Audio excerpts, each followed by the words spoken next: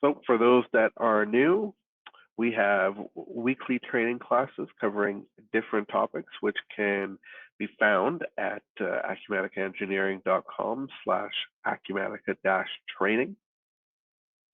Every class will be recorded and available to you. Those recordings can be found at acumaticaengineering.com/maintenance-classes.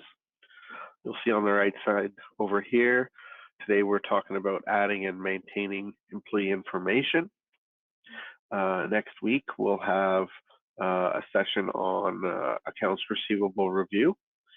And the following week, we'll have a session on project change orders. So we have these weekly on Thursday, with the exception of major holidays like Christmas and New Year's. That's why we didn't have anything the last 2 weeks. Anyways, with each of these sessions, you'll have an opportunity to ask questions, and those will be answered, as many as we have time for. If we don't have the answer, or we don't have time for those answers, we'll post a follow-up video with those answers on our blog, which can be found at acumaticaengineering.com/engineering-blog. Okay, so as I said before, today we're going to take us through the various components and aspects of how Acumatica configures employees to work within labor and expenses, and of course the security setup. So today's objectives are going to be learning how to set up a new employee in the system for user access, allowing that new employee to access and configuring access to specific modules and how to configure that, as well as being able to perform specific tasks within the roles or the security levels that they may be set to.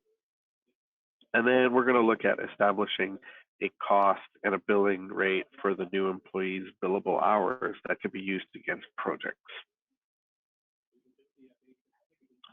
So just a note here, the same setup and concept can be applied to existing employees if you decided you wanted to make adjustments to existing employees.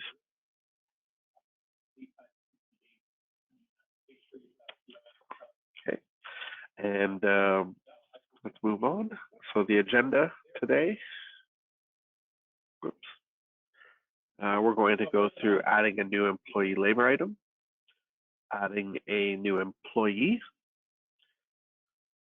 creating or adding a new employee login and assigning the specific security roles. We're going to add that employee to a company tree, adding a new employee to labor cost rates, and adding that employee to the rate tables. And then finally, we'll look at establishing that first employee time card. Okay, so just another note, establishing the cost rates is really something that we're going to look at here, and we'll have to make a distinguishment between how we want our labor cost rates and our rate tables to be defined. There's a couple different theories that we're going to go through. One will be defining the group of employees, or defining the employee as the labor rate. And we'll go through that a little bit more in our next steps. So first things first,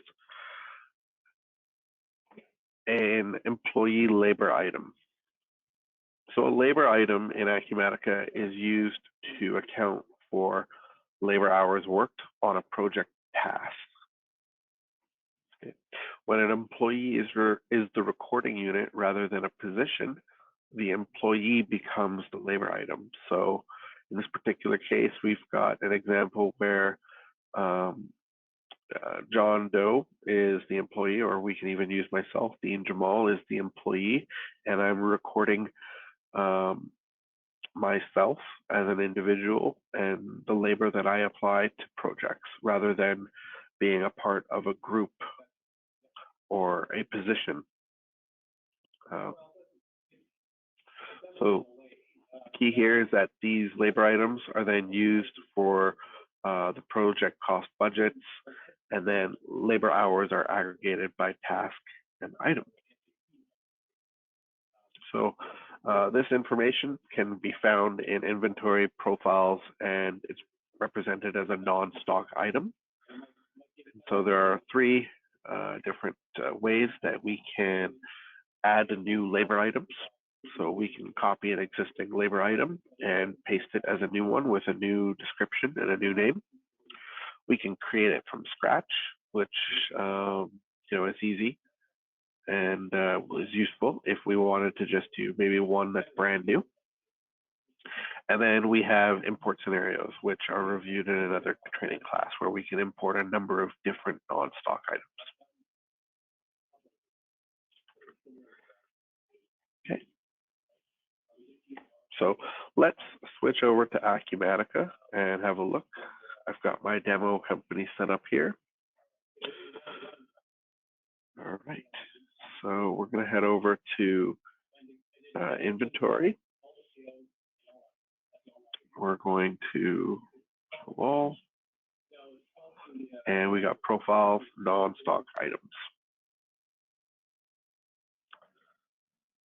So here we see a number of different non-stock inventory IDs with various descriptions and item classes. So we've got things like expenses, charges, non-stock capital assets by the looks of it. And then we've got some labor. So if I were to just filter this out for labor, the current demo company has a setup that, as I mentioned before, looks to be applying labor on the position or the job type.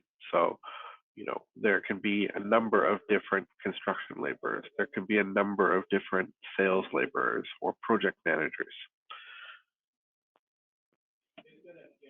However, if we wanted to go down the path where we wanted to get more granular or detailed in terms of the cost or the individuals, that's where we would start to add in one-to-one relationships. Employees become the labor item. So rather than copying one of these, which can be done by selecting, let's just say the new one that we wanted to add was very similar to consulting, we would be able to copy this template, create a new one, and paste with a new inventory ID. However, let's go down the path of just creating one from scratch. All right, so inventory ID, let's use myself. So let's go Dean. Or let's go D Jamal. And we'll say that it's Dean Jamal.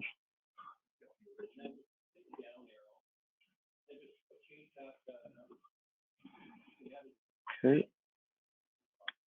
Down here, we've got some item defaults and item class. So if we look at item class, we might look at project labor, since I'd be applying labor. And once we put in PM labor, we see a number of defaults populate. So my base units are hours, my sales units are hours, my purchasing units are hours. I'll be taxable good and service. I have days for 8 and minutes are 60. So some of that information gets auto-populated. If I would like, I could choose a product work group.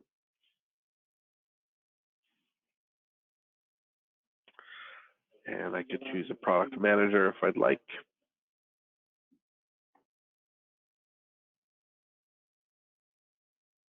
So here we see that this new non-stock item is a one-to-one relationship for me when I go to put in my time cards and my expenses against projects. Okay. So I'll hit save here.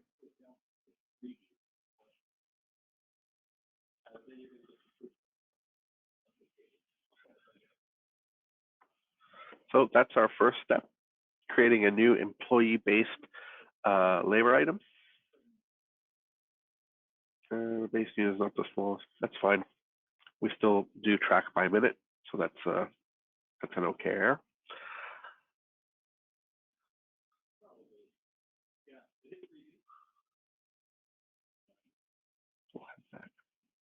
So there I am. And we'll get that price sorted out in our next steps. All right, so back to our presentation. So since this step is done, we'll have a look at our next step, the employee record. So an employee record captures information about the employee and the specific metrics for his or her employment. So examples include what department, who that person reports to, so their supervisor, the start date and relative position within the company, as well as other various info. It's found in the configuration of Acumatica under the Organization and Employees tab. And again, there are two ways to create new employees. We can copy an existing employee record to get those default settings if maybe they're in the same department, or we could create from scratch. So I'll head back into Acumatica over here, and we'll head into configuration, organization, and there's employees.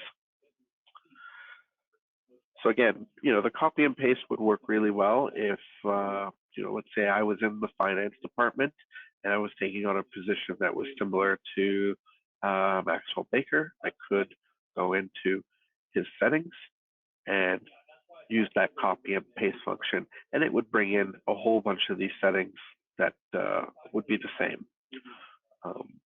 However, let's just go down the path of adding a new record. And we may want that employee ID to be very similar, to other employee ID conventions here. So in this case, they're using numerical, and then in other cases, they're using what appears to be last name, first name. So you'll have your own convention that you want to set up and use, and be consistent with that. So what I'll do is I'll use that last name, first name type of thing. So Jamal Dean. Okay. Oops. We're going to create it. Start that. Let's go new.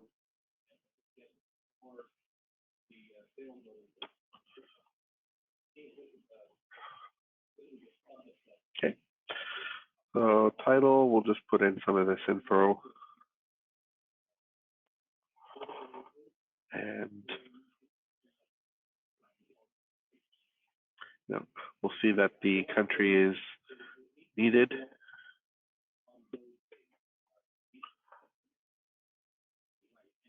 Canada. Okay. And then a couple of the other employee settings are important here. So the employee class. So am I a standard employee or am I an hourly? You may have other options here like consultants or Canadian consultant, US consultant, things like that.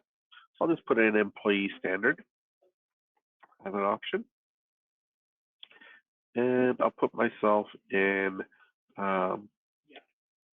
the Vancouver branch because that's where I am. That works.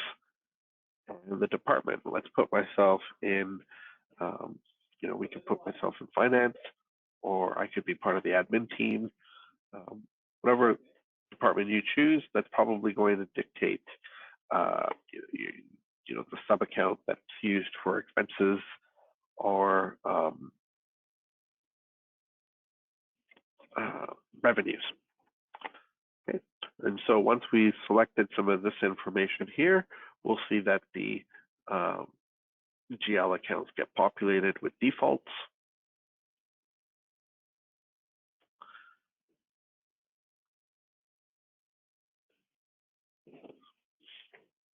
Again, if you copied another employee's card, this information would come over and the default settings would apply based on that employee class. One thing that we want to go down here is if we want to make sure, again, we're talking about non-stock items and being able to apply expenses against projects using a one-to-one relationship. So now that I've added myself as an employee, I want to be able to connect myself to a labor item. Now we saw that there was role-based items already set up. So when I do go into here, I could say that I'm part of the construction labor or the project consulting. But because I did set up that one-to-one relationship, I do see that there's a Dean Jamal labor item. So I'll connect it to that. Okay.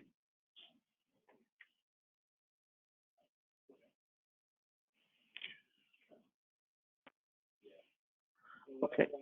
Lastly, if I'm going to be assigning my time against projects, we want to make sure that the time card is required. So that allows me to put in my time and hit the different projects that I work on. Okay, so we'll save that as a start. Another thing that we probably want to do within employees is, just have a look at these other tabs here. They're going to be HR related tabs. So if you have specific attributes that you track, number of sick days, vacation hours, you may want to populate that here in those custom fields. Another thing that you might want to look at is employment history. So this is an area for HR to go in and, they can make the employee active. They can track the person's progression in terms of positions. So let's just say, for instance, if I started out, last year as an assistant, let's just say, for instance, on 1/1/2021, I started out as an assistant. I was a new hire. That would be my active role. However, let's just say I was promoted from the assistant to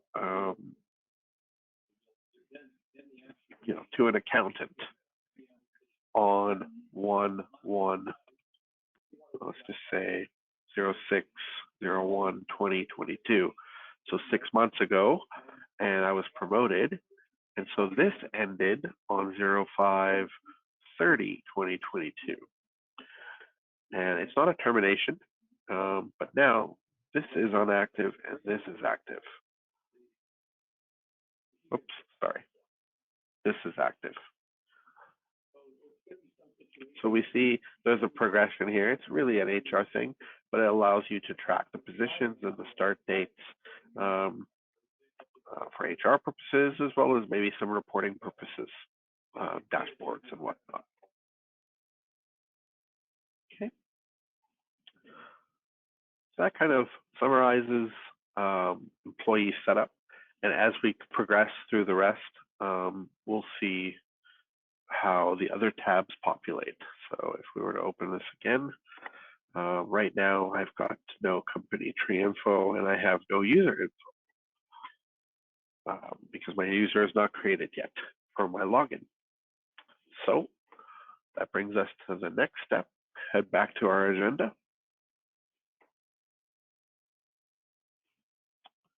Employee login and security info. So employee login credentials and security settings are established after creating a new employee. There are two methods to establish those login credentials. So we can use our employee user tab and fill in those credentials, or we can go to the more items, user security, and add a new user. But the key portions here are we want to create an employee login that's consistent with the employee ID.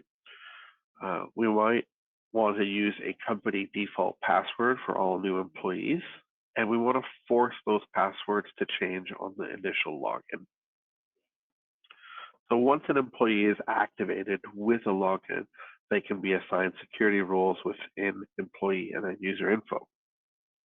The key here is that we want to be able to give new employees a minimum of allowing them to enter their time card or enter their expense receipts. That's like the base level of user activity in Acumatica. So we'll head over that. And so again, let's just go through and do more items. And user security and users. And so I will create a new one and we'll call it Jamal Dean. And we're going to generate a password. Maybe I have a company default password. It could, maybe you don't want to use an easy default like password or password 123, but for purposes of this demo, I'll just put in password 123 exclamation mark.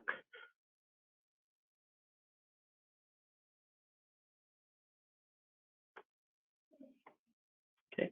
Down here, we want to, maybe put in some user types.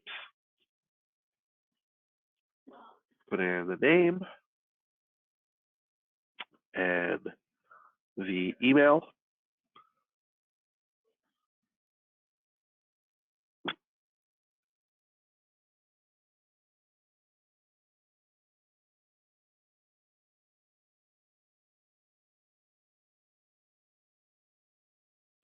On the right-hand side here, we have some status options that basically review how we're setting up this new user.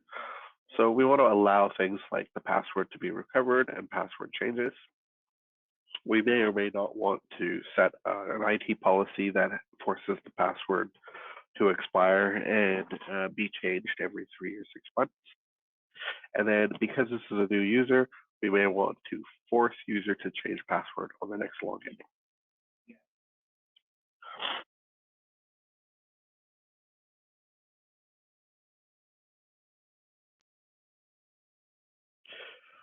Okay, so now that we have that started, we'll hit a save here. And then down here, we can start to apply or give this user certain roles. Just one moment, I need to sneeze.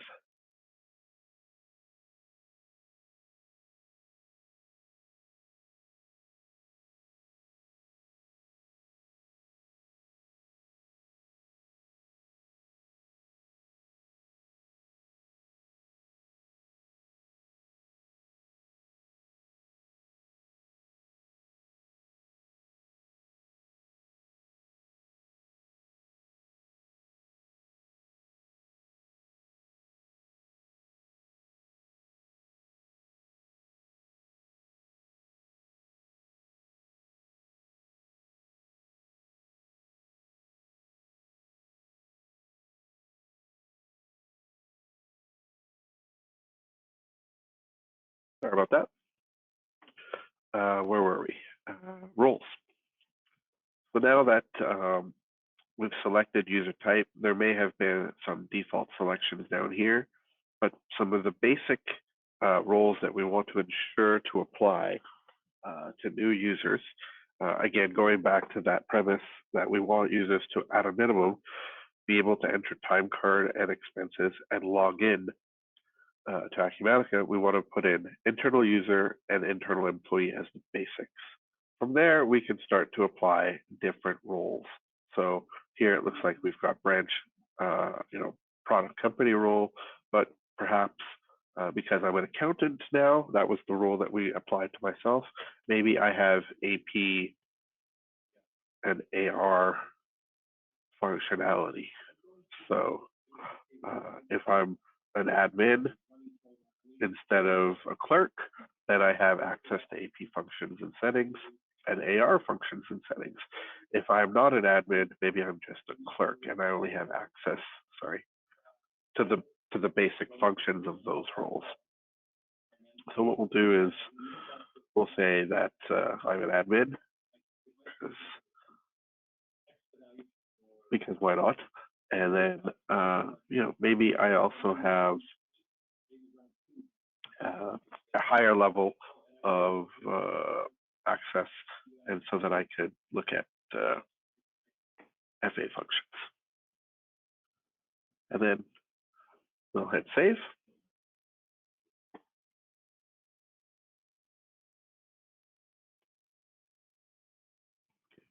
And once that's saved and the roles are assigned and the user ID is created, if we were to, for instance, head back to employees,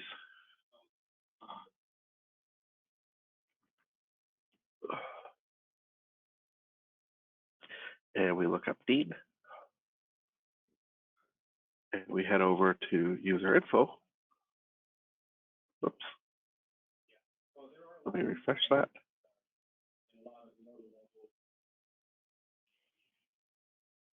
Let's go back to users.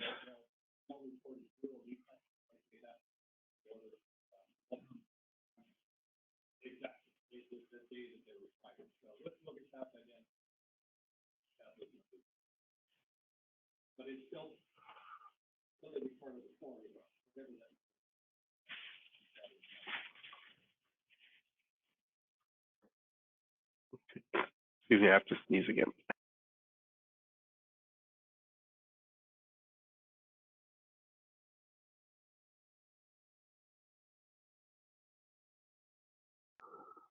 All right.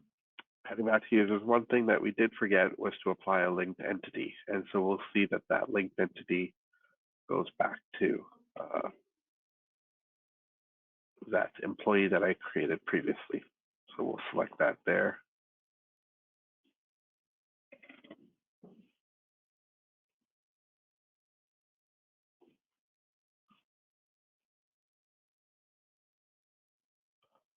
Might not want, doesn't have an email address.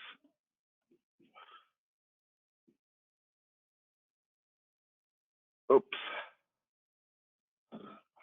Let me go and fix my employee then. Let's go back.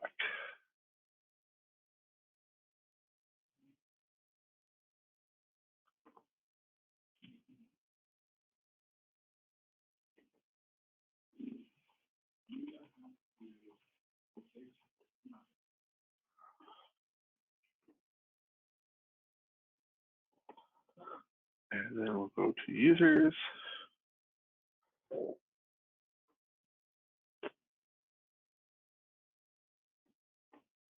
There we go. So now it's a linked entity. And heading back to employees, again, this is good if we're doing changes to existing setup. Because it's a linked entity now, I should see some user info populated down here. So under this employee, I see those roles that I've been assigned. Okay. Okay, so the next step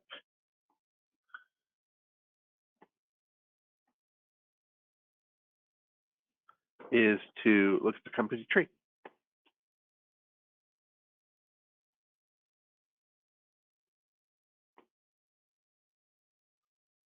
Head over to our presentation. The company tree is a model of the organization's administrative hierarchy. It is used for creating assignment rules in approval and assignment maps. It's also used to determine the scope of users who want to view items assigned to them. So it provides us with the full company tree and its hierarchy, which is important to see. And the company tree is flexible in terms of moving players and functionality around. So configuration, organization, company tree, and then to add to the tree, we look to find the branch that that employee is part of. So heading back, we're going to go to configuration and then organization, company tree. So here we've got our main company, and then we have executive. Within executive, we have a few more branches, consulting, finance, marketing, ops, sales, service and support. Again, your organization may have quite a bit more. So within the executive, we've got Maxwell Baker and Michael Andrews, CFO and CEO. For consulting, we've got a couple here. And for finance, we have CFO and accountant, Layla. If we expand on finance, we also have some AR and AP. So because I put myself in as an accountant, I should be able to add myself here to the company tree. But I chose admin because I want to be able to log in and do some more stuff. So I'll hit save there. And now I've been added to the company tree. Okay. Next step, back to our presentation. The labor cost rate. So the labor cost rate establishes the cost rate of a labor item to charge to a project. It's found within projects, profiles, labor cost rates. To add a new labor item, we're looking to add a record for the new employee's labor item and set the hourly rate as well as the effective dates. Again, those can cascade just like the employee's position. The labor rate type is equal to the labor item. So we'll go through that. So in Acumatica, we'll head to projects. Under profiles, we've got labor cost rates. So this table shows every employee who reports their time on a time card. So we've got Michael Andrews, we've got that Maxwell Baker, and then, okay, for instance, here we see some multiples of the same person, as well as other information here. But let's have a look at Maxwell Baker. So Maxwell Baker is hourly, works 45 hours per week, and the rate, whenever Maxwell puts his time in against the project, should start to charge at $67.31 US. Okay, and its effective date is 1/1/2012. However, if we were to do a search for Todd, let's just get a nice clean lookup on that. We see that Todd is attached to the looks like a junior labor. Okay, and then we see some effective dates here. So effective 1/1/2012, the rate was $40 US. Then on 1/1/2013, it changed to 41. So because that overlaps, the $41 is effective from 1/1/2013 until the next newer effective date. And then we see that on 1/1/2014, the rate went up to 42. Okay.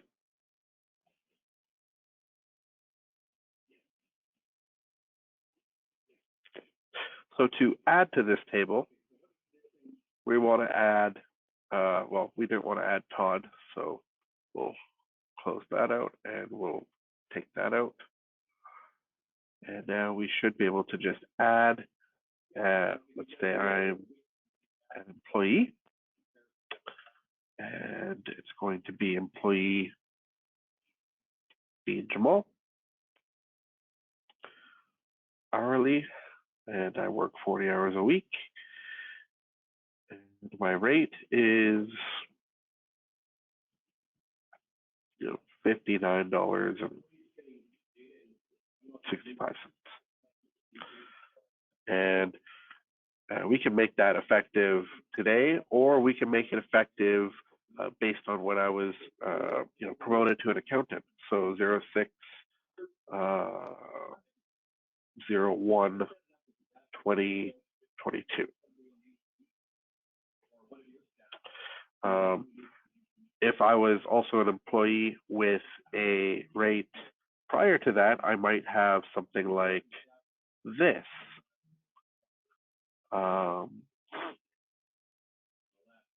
maybe I was hired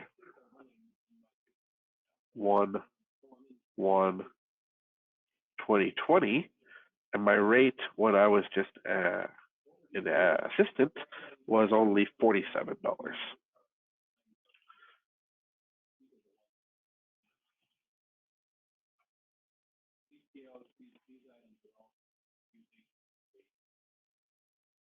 Yes, because one is, I should have done this one first. So what I will do is I'll just say this one is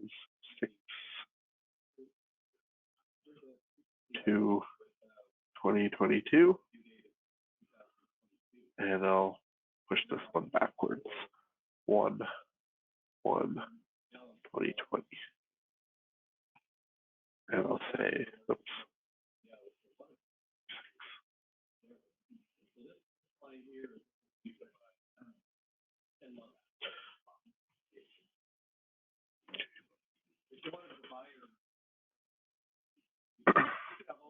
Okay, so then if we search for Dean, we should now see those two lines. Okay. Let's focus on just having one of them as we proceed to the next step. So now that we've set up the labor cost rate, our next step, heading back to our presentation, is to look at the rate tables. So rate tables establish project pricing for labor transactions when you have time and material projects. So this is really key for time and material projects. If you're having fixed fee projects, you're completing based on a percent complete. But for time and material projects where you have employees working and adding their time, these rate tables are key. It's found within projects and profiles, a very similar area that we were just in. And to add an employee to each rate table, we're selecting the rate table application. We're selecting labor as the rate type. We want to select an item as the sequence, and then select the rate code that matches the value of the rate table. The rate tab should return an established billing rate, and we open the inventory tab and add the new employee labor item. So let's go and finalize that here. So if we go back to projects and we look at profile rate tables, we have a number of different rate tables. So if we've got the standard rate table,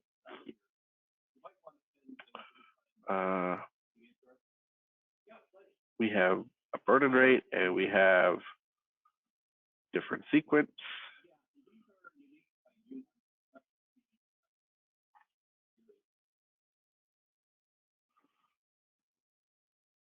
Right.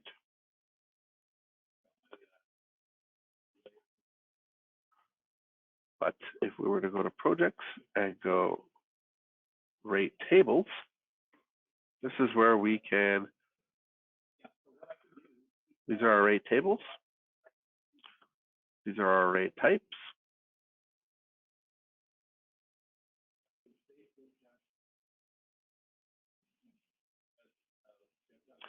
And then we have rate lookup rules.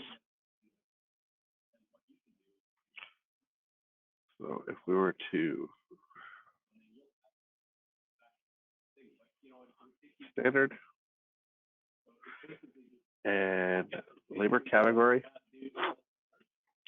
we've got 4 different rates.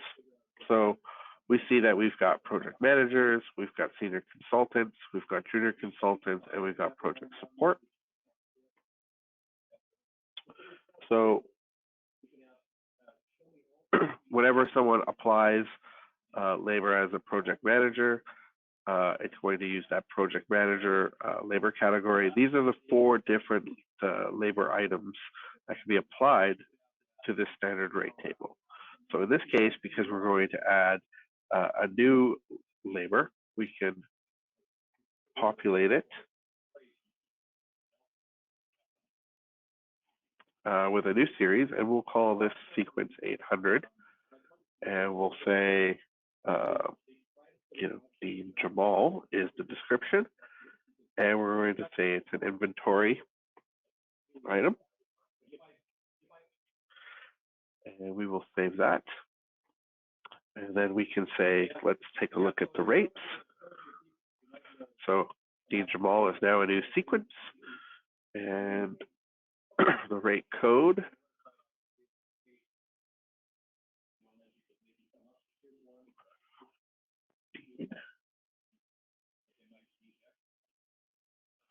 okay, back to project.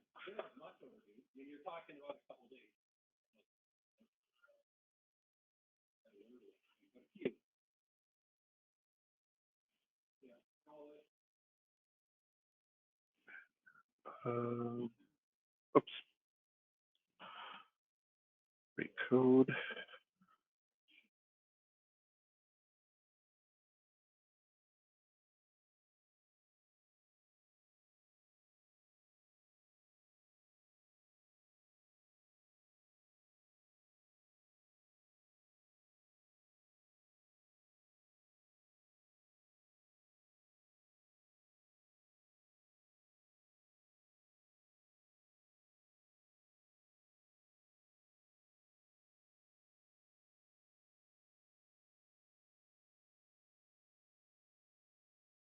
Excuse me, I had to sneeze again. Labor's allergies are killing today. Okay, so we're not finding the rate code here. Oop, I may have forgotten something on my previous step.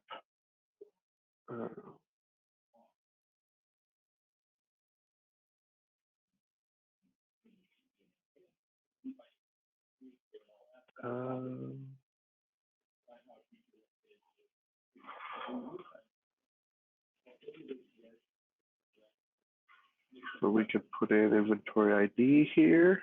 Go Dean. Oops.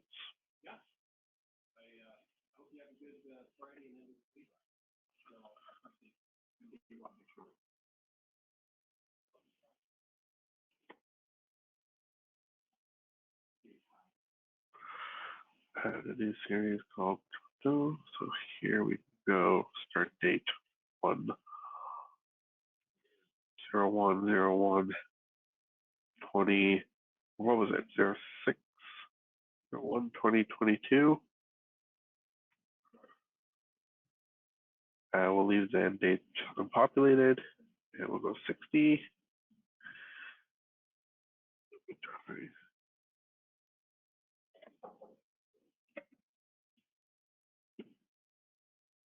Okay. And inventory ID.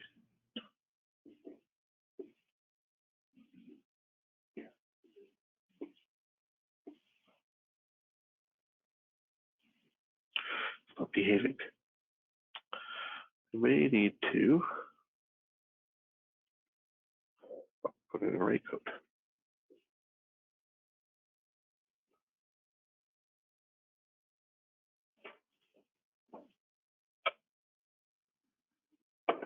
It doesn't look like rate codes are set up in this demo company, so we will need to set up a rate code.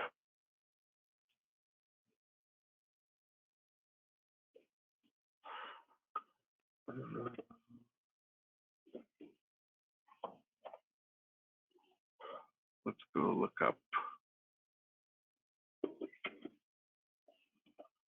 standard.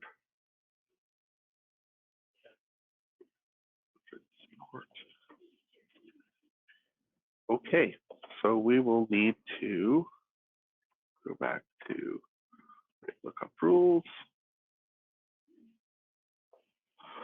look at our standard, and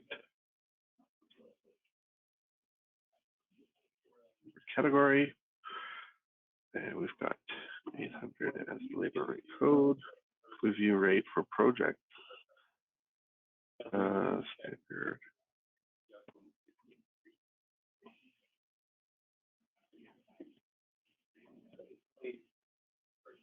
Standard, and Dean Jamal as the description. Here we will add a rate starting, let's just say 01/01, oh, no, 06/01 2022. I think it was $59.75. And inventory, we will add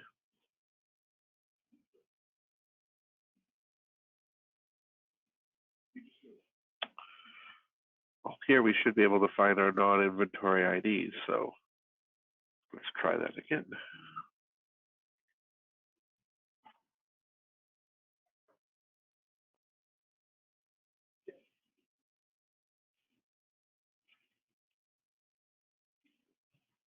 There's a disconnect here. Unfortunately, it's not allowing me to proceed. So we'll have to look into that, why that's happening. But ideally, the inventory item that we're going to add here is the non-stock inventory item that I made called Dean. But I'm having some errors. So I'll have to report back on that. But what it should look like is, if we were to find labor category and we were looking at project support, it may have the inventory item that looks like this, labor support, added in here. In the case of the one that I just created, it should be looking for the Jamal. So once that gets set up, the last thing, that's really the setup for this then completes the process for adding time and expenses to a project. However, doesn't seem to be connecting properly. There seems to be an error for the object. Doesn't allow me to continue, so I'll have to look into that. This is a new refresh of the demo. But moving on then, we're going to look to establish that first employee time card for Dean. And so time cards are done by specific work weeks. And when you have a new employee, a specific work week can be specified for the first time card. So subsequent time cards increment based on the initial work week. That information is found in time and expenses, time tracking, and employee time cards. To add the first time card, we select the new employee ID and add a new time card. And we select the work week that the employee is expected to record his or her first set of hours. And then we save. So let's go and do that in Lysis. We'll have a look at time and expenses. And then we're going to go to time tracking and employee time cards. So I'll show you what an existing employee looks like. So an existing employee, Maxwell Baker. If we look at all records,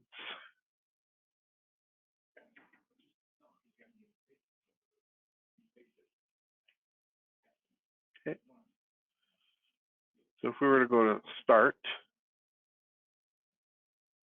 a new one, so here I could pick, if I choose Maxwell Baker, you see that the week field populates already with the, the next sequential week that this person would be able to add a time card to. If I select, get it done, it populates with the next week that this person can add to. And it's highlighted probably because the time zone's here.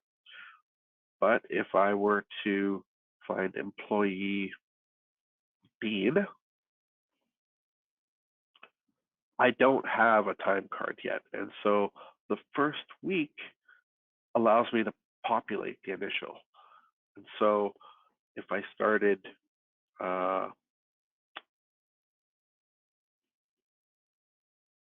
let's say I started June 1st, the first week is this one here, 2022-22, is the 22nd week. So I would select that, and then I would hit save. And once I hit save there, it puts it in gray and it becomes unchangeable, and that's my first time card. And so that way, when the Jamal goes and logs in using his own account and he starts to enter time cards and he adds new time cards, it's going to base those new time cards on this initial week. So the next one will be 2022-23, 2022-24, and so forth. Okay, so that's how you establish the first time card for new employees, which essentially concludes today's session. But in review, we looked at adding a new employee labor item. We added a new employee and gave it a login and assigned security roles. We added that employee to the company tree, and we made some labor cost rate updates and assigned and created a new rate table. Finally, we created the first time card for that new employee. So wrapping things up, again, just a debrief, we've got weekly training classes every week, which can be found at acumaticaengineering.com/acumatica-training.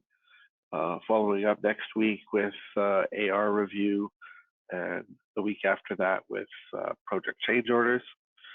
This session, as well as previous sessions, are recorded and will be made available or can be found at acumaticaengineering.com/maintenance-classes.